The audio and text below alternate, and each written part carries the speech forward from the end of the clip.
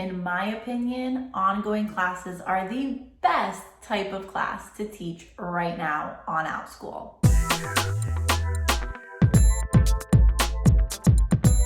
Hello everyone, my name is Alejandra Landano and welcome to my YouTube channel. On this channel, you find lots of different videos specifically about teaching and working online from home. In today's video, I'm sharing with you some frequently asked questions about ongoing classes with Outschool. Over the last few months, I have been teaching a lot of ongoing classes, and in my experience thus far, my ongoing classes are the type of classes that perform the best on Outschool. So I thought I would share with you some of my most frequently asked questions in regards to ongoing classes. Let's get started. Question one, what is an ongoing class? You can actually find the definition on the Outschool website, but basically this is a class that is very similar to a club. You meet on a regular basis with a group of students live, and each class is able to stand on its own, meaning they do not build off of each other. So it's basically like a subscription for your students. Your students can enroll or unenroll from your class at any given time. And when they're a new student, they should not feel out of place. They should be able to participate with all of your older students easily because it could stand as a one-time class. Question two, how do I create and schedule an ongoing class? I will actually show you this on my computer. So if you log into your Outschool homepage, when you are creating your class listing, you will select ongoing class as the class type.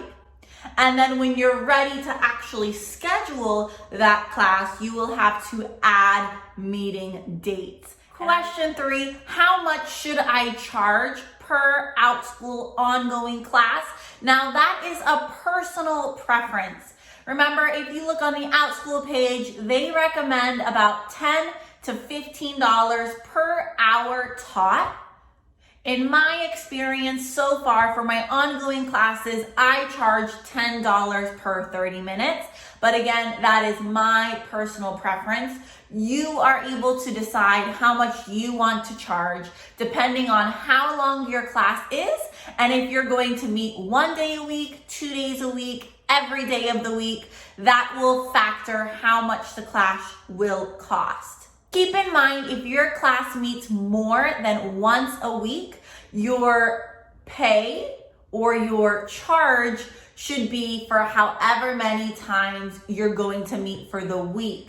For example, if you're meeting twice a week and you want to charge $10 for each class, you need to list that class as $20 for the week. Question four, can I change the price later? Yes, you can, but there are a few downsides to doing so. If you do decide to raise your price or lower your price, the students that are currently enrolled in the class will have the price they had when they enrolled. For example, when I first listed one of my ongoing classes, I had it listed at $8.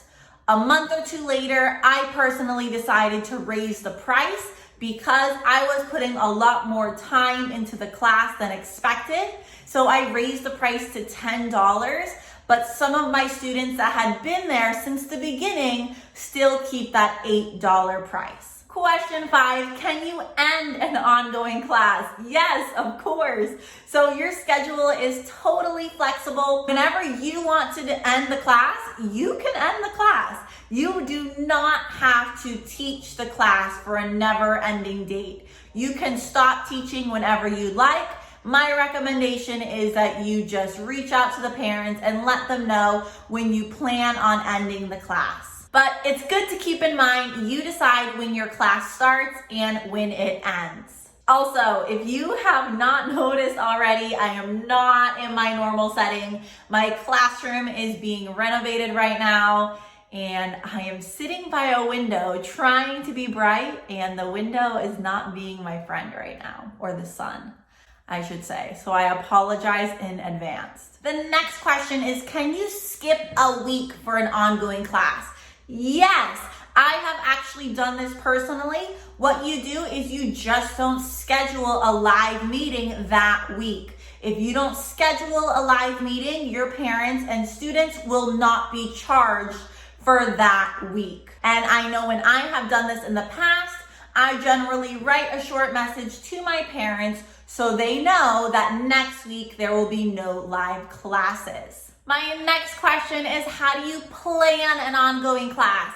So I actually have a few videos that share a little bit of how I personally plan my ongoing classes. If you have any more questions about how I plan my ongoing classes, please leave them in the comments down below and I will try to create a video answering those questions. But some of my other videos do go into some detail about how I have planned my ongoing classes in the past.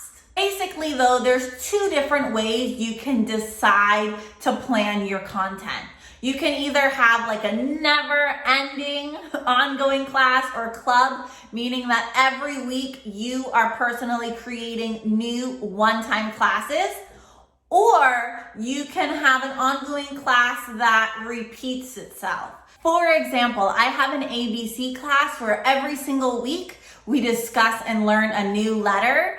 Obviously, once I've done all 26 letters, I will keep that ongoing class open, but I will just restart the alphabet. So you can either create new content every single week, or you can eventually repeat content you've taught in the past. It's honestly a personal preference, and it will really depend on the type of class you are planning to create for an ongoing class. Next question, what are the pros to teaching ongoing classes? So there are lots of pros in my opinion. I do have a video that goes into better detail of the pros of ongoing classes, but very briefly, if I were to say some of my top pros or some of the reasons I love ongoing classes include that it really helps your schedule become consistent, especially in comparison to those one-time classes. It's easier for you to begin to retain students. And then it's also a more affordable option for parents using the Outschool marketplace. So it has lots of pros. Of course, it has some cons as well, because usually there's a little bit more planning and time involved when creating ongoing classes. And of course, with ongoing classes, it's not necessary, but it's best if you have a little bit more of a regular schedule where you're able to meet with that group of students the same time every week. Now, that wraps up today's video all about ongoing classes. If you have any more questions about Outschool or ongoing classes, please leave them in the comments down below. Those comments help me tremendously when creating new videos and really seeing what questions you all have about Outschool. If you have not already, please hit a thumbs up and subscribe to my channel so you don't miss any future videos. Thank you so much for watching today, and I'll see you in my next video. Bye!